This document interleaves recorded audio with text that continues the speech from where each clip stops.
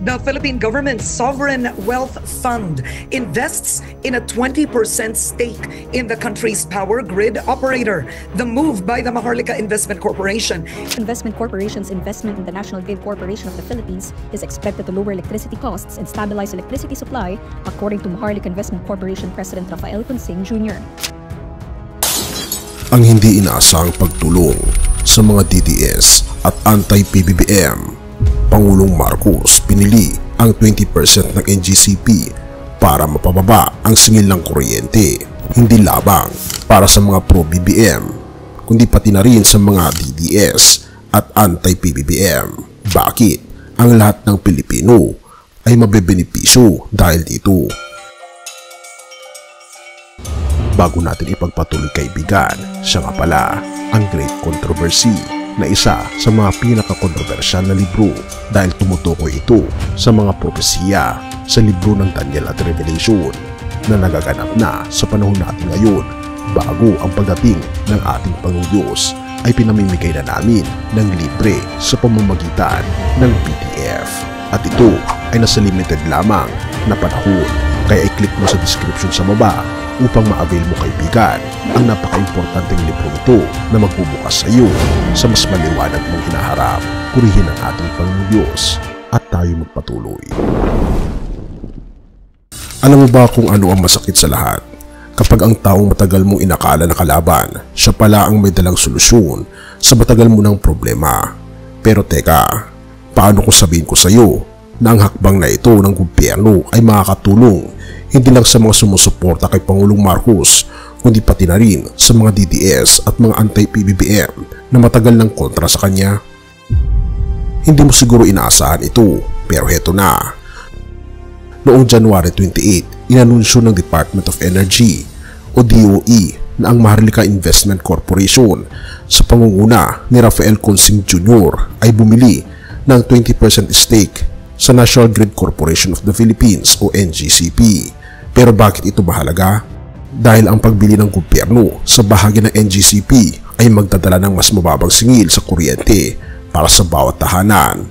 Oo, kasama ang bahay mo. Kahit pa DDS ka o anti-PBBM, hindi mo matatakasan ang benepisyong ito. Pero paano ito nangyari? Simple lang. Ang pagbili ng gobyerno sa NGCP ay magbibigay ng mas matatag na seguridad sa power supply. Ibig sabihin, mas mabilis ang pagpapatupad ng mga proyektong magpapababa ng presyo ng kuryente. Isang konkretong halimbawa nito ay ang Mindanao Visayas Interconnection Project, kung saan matapos itong may patupad noong 2024, bumaba ang presyo ng kuryente sa Wholesale Electricity Spot Market o WESM. Noon, may sobrang 800 megawatts ang Mindanao na hindi nagagamit, pero ngayon, naipapamahagi na ito sa Visayas at Luzon. At dahil sa mas marami ng supply, mas bumababa ang presyo. Ngunit hindi pa rito nagtatapos ang lahat. Dahil sa desisyong ito, nagkaroon ang gobyernong 2 pwesto sa board ng Synergy Grid and Development Philippines o SGP at NGCP. Ibig sabihin, may boses na ngayon ang pamahalaan sa pagtakbo ng grid operator, kaya masisigurado nilang tutugon ito sa pangangailangan ng bayan at hindi lang ng mga pribadong negosyante. Marahil iniisip mo ngayon, ano naman kung bumaba ang presyo ng kuryente? Bakit ito mahalaga?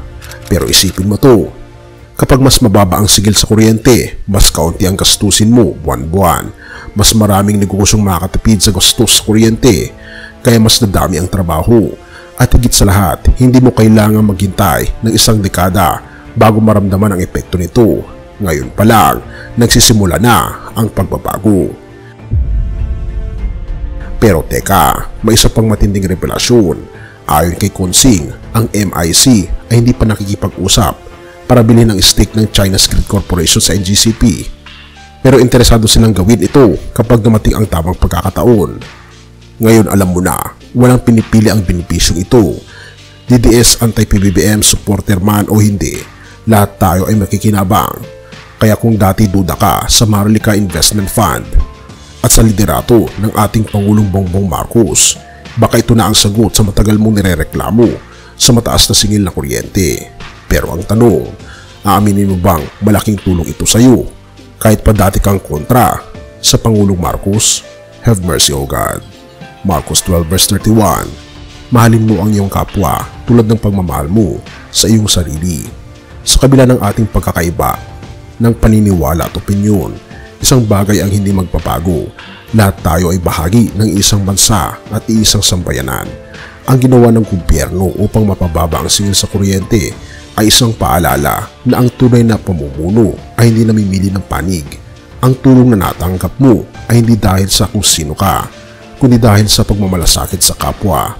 Gaya ng utos ng ating Panginoong Diyos sa Marcos 12 verse 31, dapat tayong matutong magmahalan at magkaisa para sa ikabubuti ng lahat.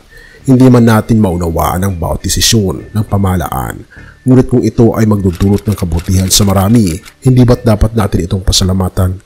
Purihin ang ating Panginoong Diyos at tayo manalangin. Ama naming Diyos na makapangyarihan sa lahat, kami po ay nagpapasalamat sa biyaya at habag mo sa aming bayan. Salamat po sa bawat hakbang na naglalayong mapabuti ang buhay ng bawat Pilipino.